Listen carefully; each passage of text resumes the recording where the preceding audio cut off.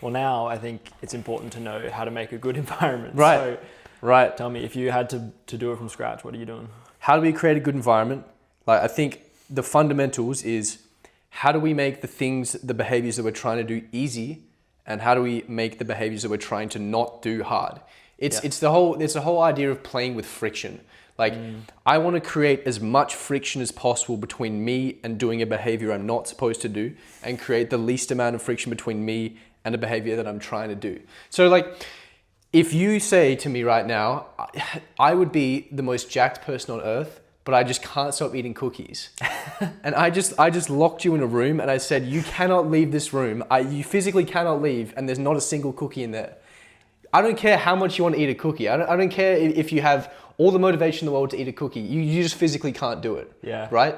But then on the other hand, if I locked you in a room and you said, all right, I'm not going to eat any cookies, but that room's full of cookies, you're only going to last so long. Yeah. Like it only lasts a certain amount of time. And if you can play with friction in a way that, how can I make it almost impossible to do behaviors that I don't want to do, and very, very easy to do behaviors I want to do? I think that's the fundamentals for creating the good environment.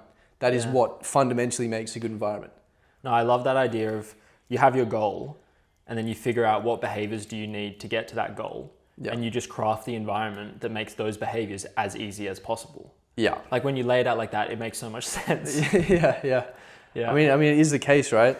Like what behaviors right now are we really trying to avoid doing? I think for most of us, like no one can honestly look me in the eye and say, I want to scroll more. I wish I spent more time scrolling. Words no one has said. Yeah. I wish I could scroll more. So it's like, okay, I want to spend less time scrolling. It's like, all right, well, if you didn't have any apps on your phone that you could scroll on, do you think it would be easier or harder for you to scroll? It's like, it would probably be harder for me to scroll. It's like, okay, if I set something in place so that even if you did re-download that app, you still couldn't access it, would it be easier or harder for you to scroll?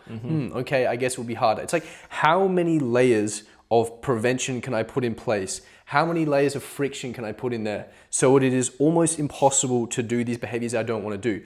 I think this is the best way to get started with removing anything from your life, because I think long term the goal is to change your beliefs around something, change your personal identity, because that allows you to have long-term change without requiring a physical restriction, a physical prevention in place. Yeah. But I think at the start, this is the big thing.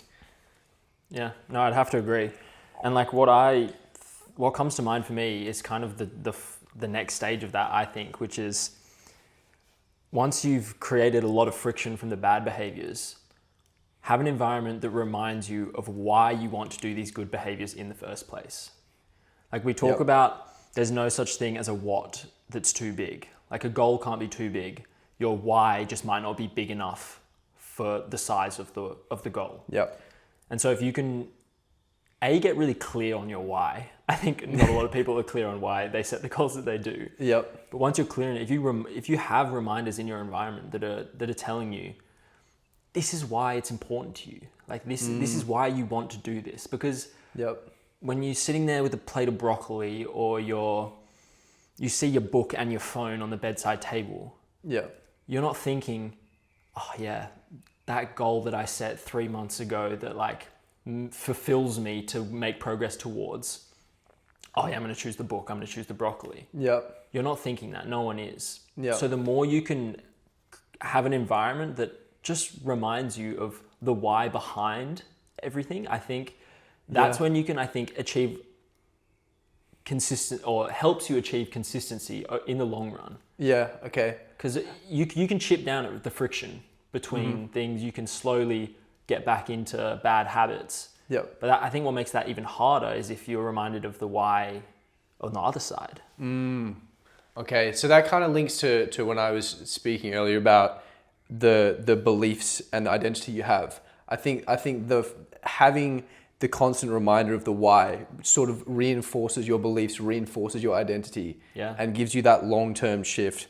Yeah, I think that's a great point. I think that's a really good way of long-term creating behavioral change without the requirement for as much friction.